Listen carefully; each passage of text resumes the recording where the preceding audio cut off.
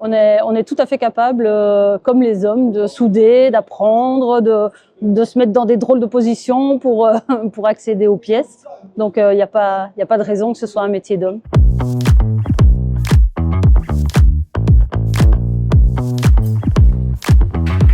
Ma fille est soudeuse et elle a un atelier de soudure à la maison, mais malheureusement, elle n'a pas le temps le week-end. Et donc moi, j'ai plein de projets et je ne savais pas les faire. Je me suis dit, pourquoi pas faire ça ici.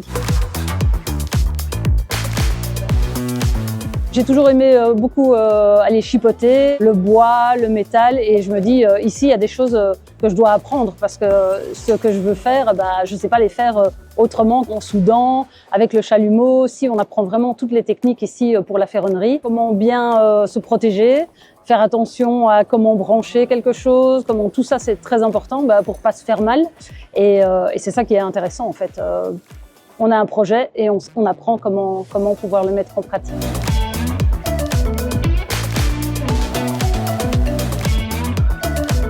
La soudure, c'est très vaste. Moi, je suis en ferronnerie, mais voilà, d'une véranda à une porte d'entrée, à une porte intérieure, comme on en voit beaucoup maintenant, des cloisons, du mobilier de jardin, des pergolas. Enfin, voilà, il y a moyen de tout faire. Une fois qu'on a compris l'assemblage, le pourquoi de telle soudure plutôt que l'autre, quel métal d'apport, tout ça, voilà, on sait tout faire.